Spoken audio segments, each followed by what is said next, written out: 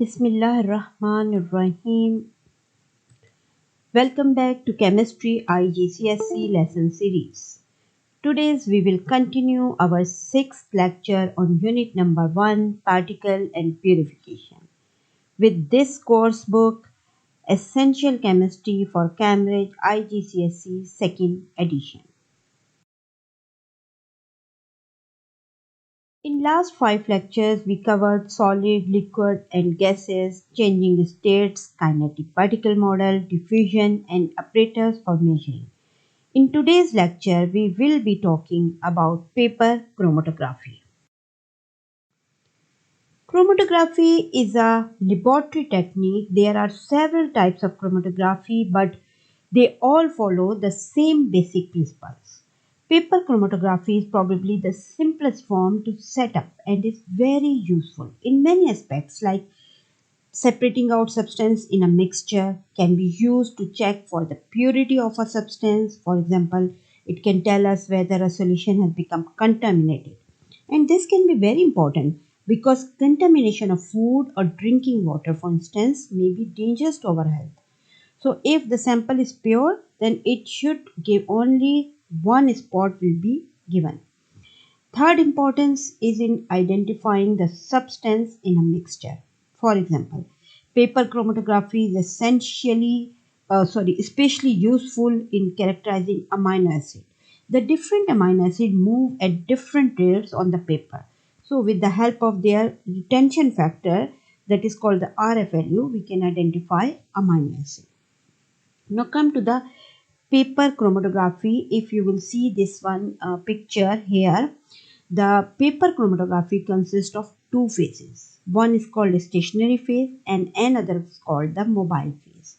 Here, paper which is used in the paper chromatography, it acts as a stationary phase.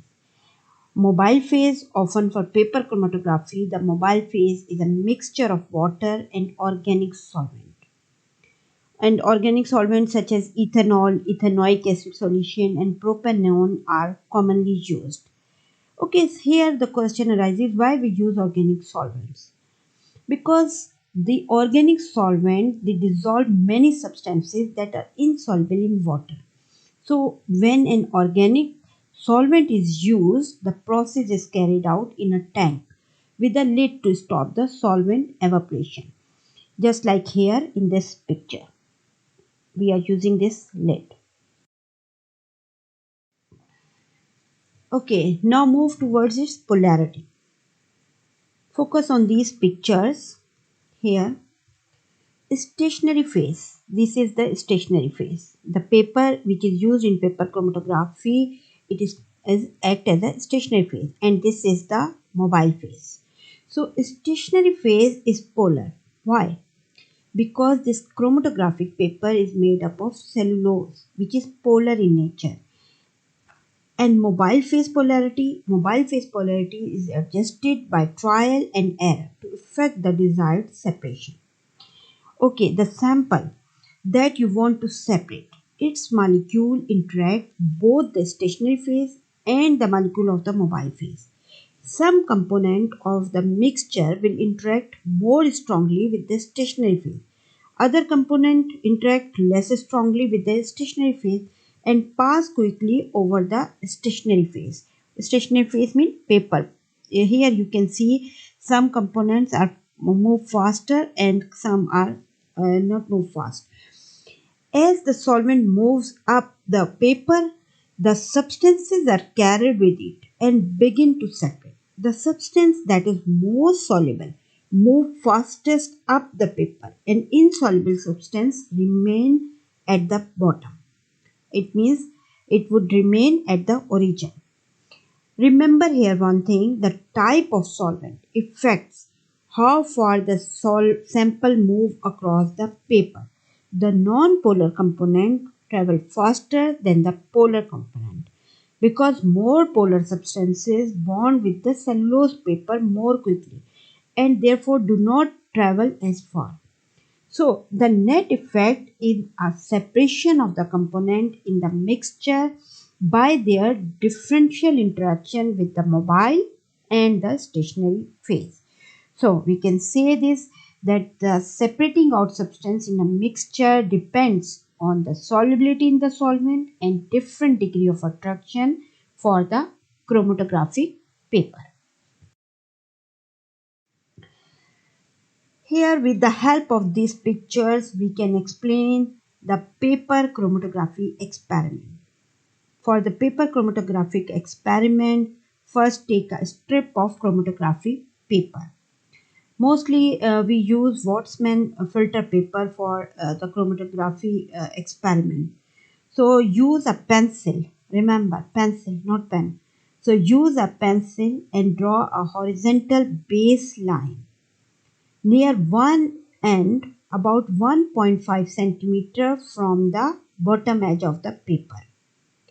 Then on this baseline, with the help of a capillary tube or very fine pipette, place a spot of concentrated dye mixture. Then put some more spots of pure dye, and it means that you can take a mixture and then some spots of the pure dyes to compare this one. Okay, on the line. Now labeling the drop by a pencil with the alphabet or number like 1, 2, 3 or ABC. It will help to identify the compound later. After that, then dry these dyes, and the chromatographic paper is now ready to put in a jar with the solvent in this way. Okay, but make sure here that the solvent level must be lower than the pencil line or drop on it. Otherwise, what will happen? The dye will wash off in the solvent. So now as the solvent moves up the paper, the dye in the mixture separate from each other. Suppose here we will now interpret the chromatogram. So we know that here you can see this thing, that this is the M 1, 2, 3, 4, 5. So it means the mixture M has separated into 3 dyes. If you look here carefully, 3 of the pure dyes have risen to the same height as 3 of the dyes in the mixture. So the mixture M contain dye 1, 4 and 5, but not 2 and 3. So in this way, separating out substances in a mixture and purity of a substance can be checked by paper chromatography. Originally, paper chromatography was to separate solution of colored substances, dyes, pigments, since they could be seen as they moved up the paper. And the Russian botanist Michael Tesvet in 1901 was the first to separate colors from the plant leaves. His name was well matched in the Russian language. Resvet means color. But not only the colored compounds, chromatography can also use to identify colorless substances. Colorless substances, how we can identify the colorless substances? The same procedure. We do this by carrying out the chromatography in the same way, but this time what we will do, we mark a line near the top of the paper where run is stopped to show where the solvent has reached, just like here solvent front, this line is called. So same procedure, you will mark the start line, you will run the chromatogram, and then be when it will stop, then you will mark the solvent front line where the solvent has reached. Okay, then what you will do, the chromatographic paper, this one chromatogram is then dried and spread with a chemical called a locating agent. The what locating agent did, locating agent react with the chemical in the colorless spot, and colored compound is formed. So they before this one, that locating agent form the colored compound, the paper must be warm in a oven. So there are different locating agent are used for different types of compound. For example, for amino acids. Amino acids form color spots on the paper when spread with ninhydrin. So ninhydrin act as a locating agent for amino acid. So we can identify the substance on the chromatogram. How we can identify the substance on a chromatogram? With the help of this RF value. RF value is a retention factor. How we can calculate this RF value? RF value is the distance from the baseline to the center of the spot divided by distance of the solvent front from the baseline. It means if one spot you will see here, this is the baseline, this is the solvent front. So distance from the baseline till the component, here this is the component, this is called the A, and the distance from the baseline till the solvent front, this is the B. So RF value is the distance traveled by the component divided by distance traveled by the solvent. So in this way, if we have a mixture here, this is the three components. So we will find out the RF value of all three components. These are the three different RF value here. It is calculated. So if we will calculate in this way. After calculating this RF value, we can be compared with the table of known RF value, and we can find out or identify the compound. Okay, is it clear?